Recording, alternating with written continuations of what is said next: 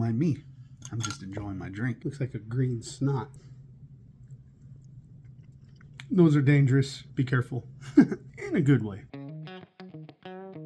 Welcome back. Today, we're doing something different. I know I say that a lot, but I mean it, because we are making Midori Sours. And from there, we're going to turn those into, you guessed it, gummies. So how do we do it? First, grab a bottle of Midori. As you can see, I like Midori. More importantly, I love this flavor of gummy. It's my favorite. Like, it really is. Get yourself a tall glass with a bunch of crushed ice or pebble ice or whatever ice you want. This is a glass from Pele Utu, a local tiki bar. And we're going to put about 1 shot to 1.5 shots of Midori. Oh, and I just spilled it. And it's teetering. Here's. And this is my favorite shot glass from Strong Water Tiki Bar. It's a little rum barrel. Love it. Next up, we're going to take a 1/2 ounce of freshly squeezed lime. I put it a little over because I love lime. Pour that right in. And next, you're going to want fresh squeezed lemon juice, but my store was out, so I grabbed some of this. Right about to the half, just like such. Pour that in. Now, grab yourself a 1/2 shot of vodka. Or a full shot. I'm not big on vodka, so I'm doing 1/2 and pour that in. For the next ingredient, this one's up to you. You can use either club soda, but I don't like club soda, or you can use Sprite.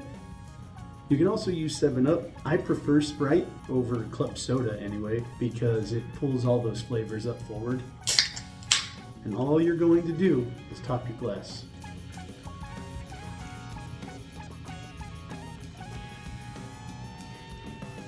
But we're not done yet. Next, grab your favorite straw.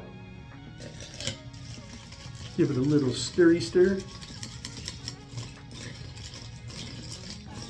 And then we're gonna garnish with a lime wheel and 2 black cherries. Just like such. I love it. I think you will too.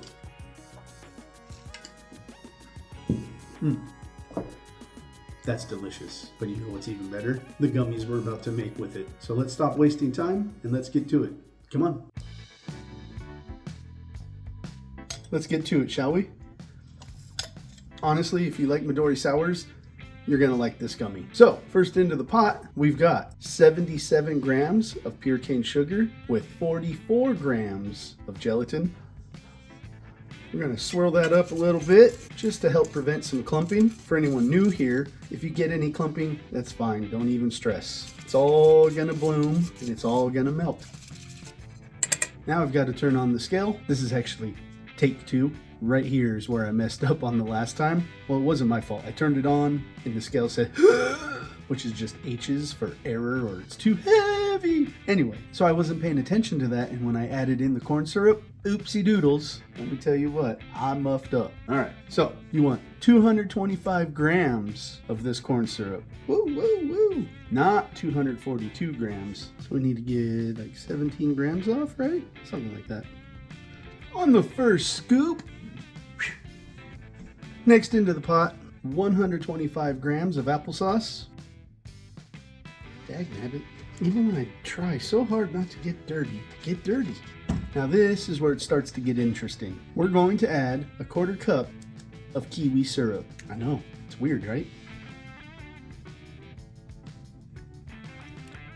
Plus a 1/4 cup of Midori. Just like such. And 1 cap of honeydew melon flavoring. Now this is just to begin. We'll taste it, see how it goes, but for now, just 1. And I'd be lying if I said I didn't have anything else up my sleeve. Because what are we going to use for the Sprite? Well, I don't have syrup. Sprite syrup, that is. Like SodaStream, Sprite, whatever. Lemon lime. That's right. It's another TikTok viral flavor mashup. And we're going to use the citrus soda, which is basically lemon lime, or it is. And we're going to start with not 1, but 2. That is good. Oh, that is really good. All right, I'm getting rid of the scale. Kapow, pow, boom. It's a hard piece of flavoring in there that doesn't want to break up. There we go. Got it. Oh, I didn't. There we go. See, the little clump of flavor wasn't breaking down. Now let's give it a little tasty poo. It's good. Needs a little more kiwi and a touch more Midori. So I'm going with 1/8 of a cup more of the kiwi plus 1/8 of a cup more of the Midori. Like such. I do believe that's going to be delicious. But we could need a little more honeydew too. We'll try it. We'll see. Yeah, that's good. Oh, hit the back of my throat. I'm going to go 1/2 of a cap. Like such. I hope you see it up there. You honestly don't even have to add the Midori, but since I'm so close to being out, as you saw, I'm just using it up. Alright, so just to reiterate, you do not need the Midori to make these taste like Midori gummies. All you need is the kiwi juice, I call it kiwi juice, the kiwi syrup, the honeydew melon flavoring, and some form of lemon lime flavoring. You can be a little mixologist with that if you want. And don't bother putting vodka in it because it's just going to give it a weird twang. Vodka is just tastes like rubbing alcohol. That's all it does. It's all it tastes like to me. But yeah, so I'm just trying to use up the Midori because that gives me an excuse to go back to Total Wine to get more stuff, to make more gummies, and to show you how I do a lot of what I do. That was a mouthful. Anyway, I'll see you in a few minutes. I'm going to be mixing my girl a little Midori Sour here in just a moment. She's almost home from work and I like being like the 50s housewife. Here you go, darling. You know what I mean? Get yourself someone like that. These filthy cherries. Oh, so good. All right, we're gonna let this sit for that 7 to 10 minutes to allow all that gelatin to bloom, and then we'll put it on the heat. I'll see you soon.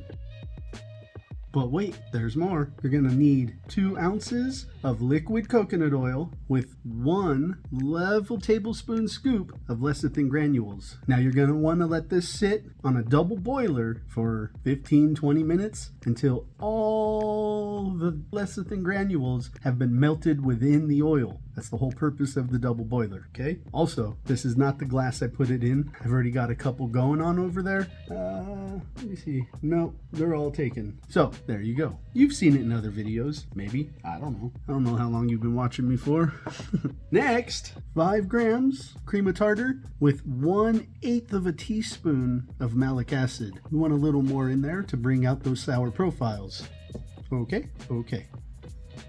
All right, so this has been on the heat for about 4 minutes, maybe 5 now. So it's time to add the oil. I'll be right back. And here it is. Let's go.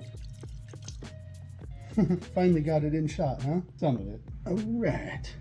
Put that off to the side for a moment. Get all the excess off of the paddle. I call it a paddle because it looks like it's a spatula. All right, so we're gonna whisk this until all that oil has been fully combined within the batch. And that can take 3, 5, 7, etc., etc., etc. minutes. While I do that, I'll give you a little quick little history lesson on me and why I like Midori Sours so much. For my 21st birthday, nearly 25 years ago, jeez, my dad took me to Las Vegas for my 21st. And my dad was great at blackjack. And he found us a good table. I was getting drinks for him and he's calling me over.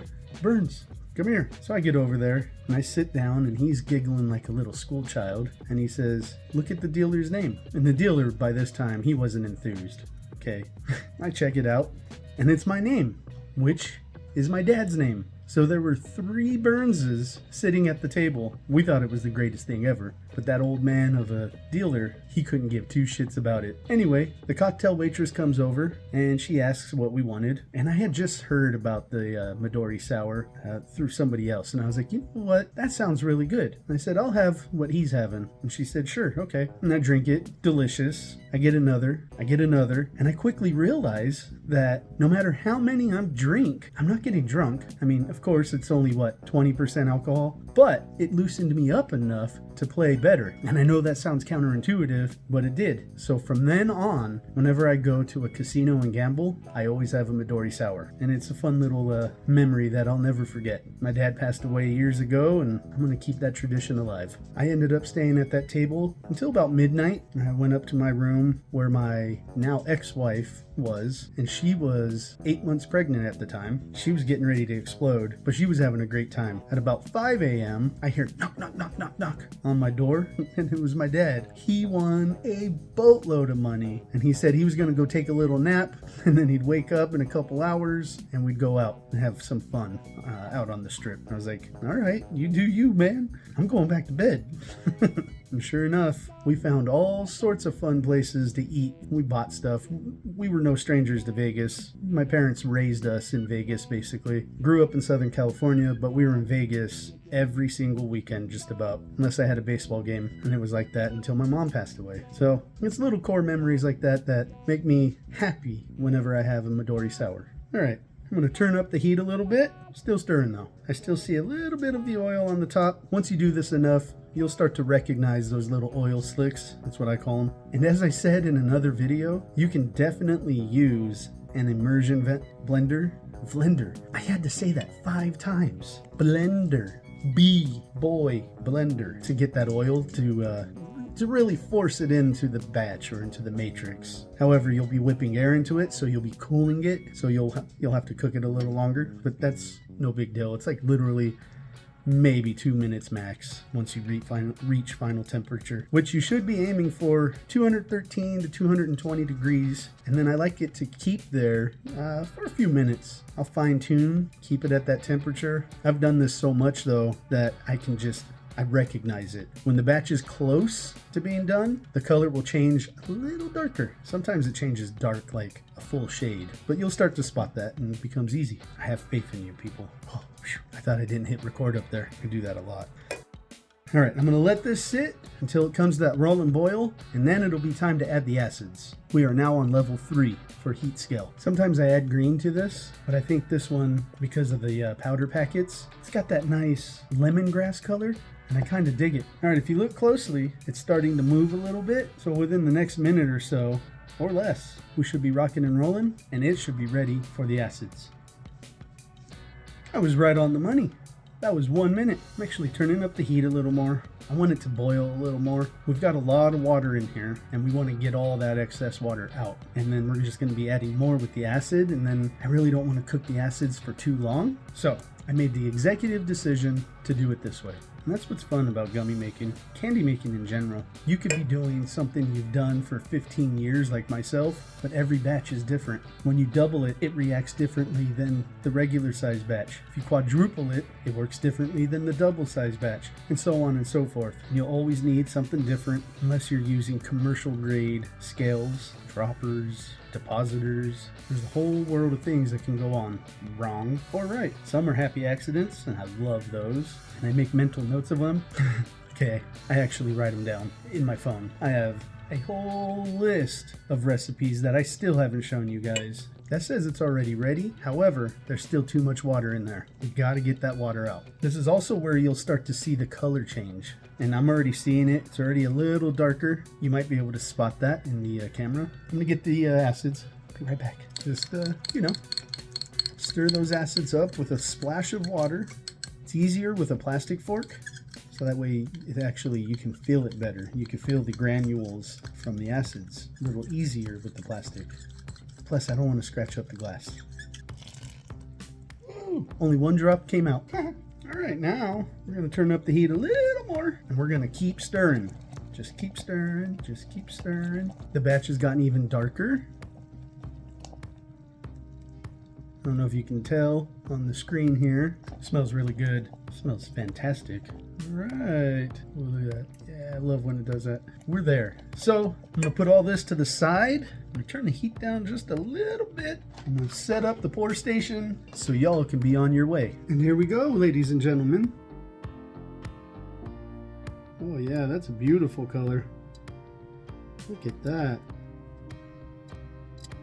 I know this is a flood and scrape mold. I just like to do it by individual. Call me young and dumb fashioned. It's actually kind of hard to see from my angle. I need my glasses. Doesn't help that I've got a bunch of lights glaring at me all up in my face.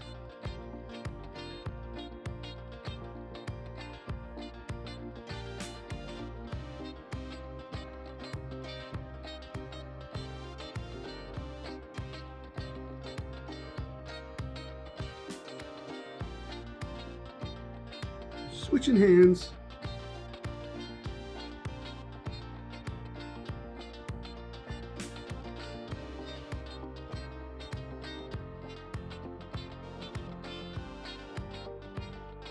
The smell coming off of here is very candy-like. I'd say almost like a Skittle, like that kind of sweetness is going on, which makes me think Skittles needs to make a Midori flavored Skittle. How awesome would that be? Switching back to the left, getting pretty close to the end, but we got a ways to go. That was a little heavy-handed on that one. Everybody likes a heavy pour, right?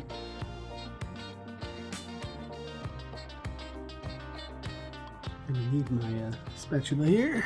The old handy-dandy, trusty-tasty spatula. Get off of there.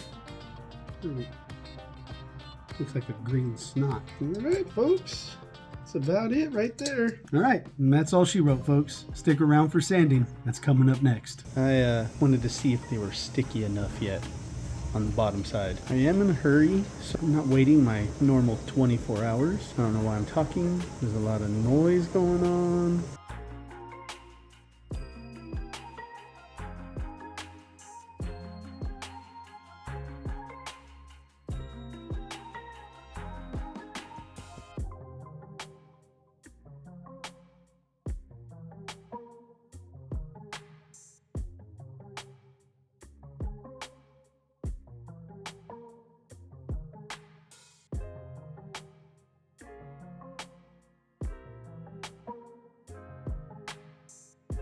Now you see how sticky they are? Because I didn't wait long enough. They've only been in here in the molds for about an hour and a half at this point, which is nowhere near long enough.